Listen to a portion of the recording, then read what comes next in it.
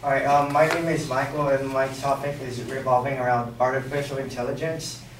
And my proposition is that artificial intelligence fails to express human-like expression and principles, meaning that they lack a human soul. So, like, artificial intelligence today is current. Like, there's Siri, there's automated vehicles, but the sorry, but the but the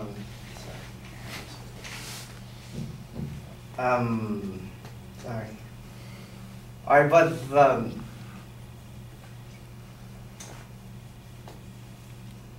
but sorry.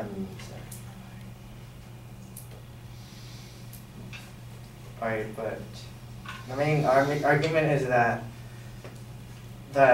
in the artificial intelligence won't be able to fails to able to do to be to my claims will be that the first one was that they lack the biological aspects, that because they're compromised by mathematical and computational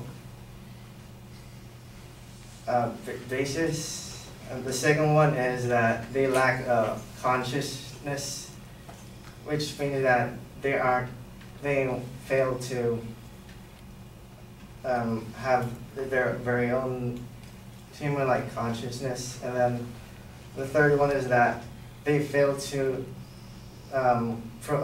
emit human emotions. So the first one, the one that lacks the biological basis, is that they're built on sensors mostly, like from Meng Lee's article. He used a New York Times article that the machines are created through multiple sensors. Like one is called the Autonomous Sensory Meridian Response, or ASMR, which helps them create their their senses.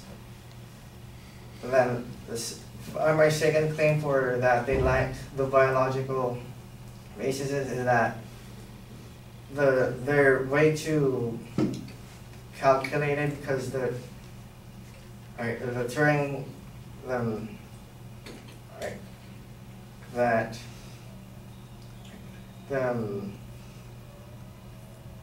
there's this test called the Turing test, where people interact with a computer in order for them to outsmart them. So like this very specific computer. And then they found out that with every response, it reports it to itself, and then it makes it a much harder artificial intelligence to counteract, which means it's more like a calculator rather than a human soul or being. All right, for my second claim, which revolves around that they lack a consciousness. My first claim is that the AI will reach to a point where that it actually can't have its own consciousness, because it actually bypasses it, which also includes that the consciousness requires a carbon substance in order for it to actually have its own consciousness. And then there's this quote from Susan Schneider that is researching the inability for an AI to have it. It says right here, some second consciousness may be limited to carbon substrates, only carbon molecules form stronger, more stable chemical bonds than silicone, which silicone is the material used for the machines, which allows carbon to form an extraordinary number of compounds, and unlike silicone. Well, because carbon is pretty much a biological element, like we are made out of carbon, unlike the machines that it's like absent of carbon, it's only more metal and silicone. Carbon has the capacity to more easily form double bonds. And then my final supporting argument is that despite them being built by sensors, like the machines won't have full human emotions.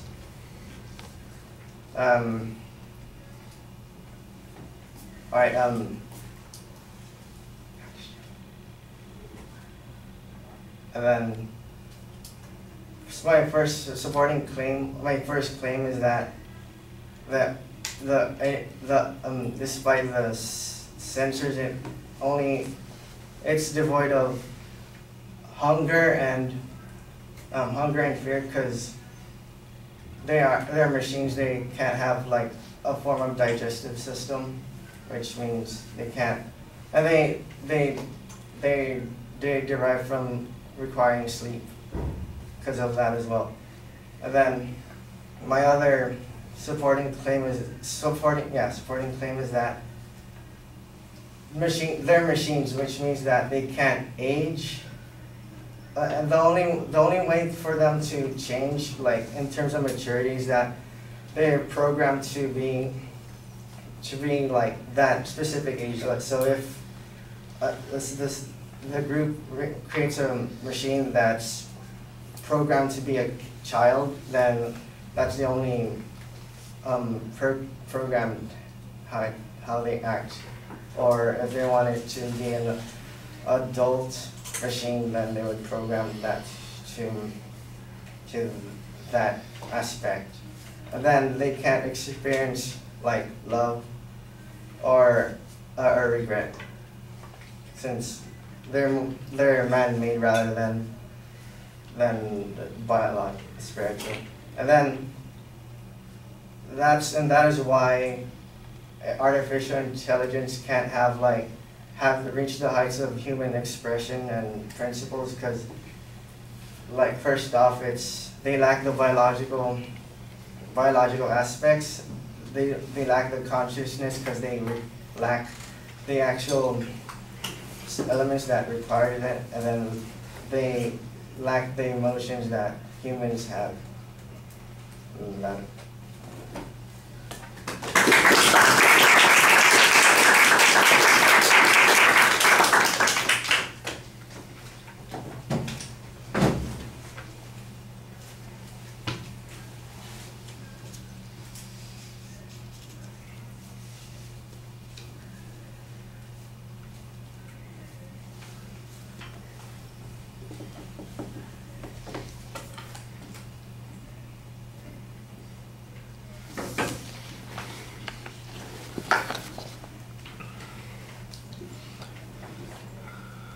All right, I think it's a little unclear if your argument is supposed to be in the present tense or in the future tense also. So in other words, are we talking about this will never be possible, or are we talking about it's currently not possible? I think that needs to be clarified a little bit more. Also, the notion that human principles are important or necessary for intelligence to exist is a presupposition, and I'm not sure that that's automatically the case. The absence of those human principles might in fact present particular problems. You need to explain that, I think, a little bit more. You kind of use the example of Siri or autonomous beagles. I'm not exactly sure. I guess you're talking about little robot dogs or something. I'm not sure where that's going here as an illustration. I'm not sure anybody thinks that those things are the kinds of things that we're thinking of when we talk about artificial intelligence.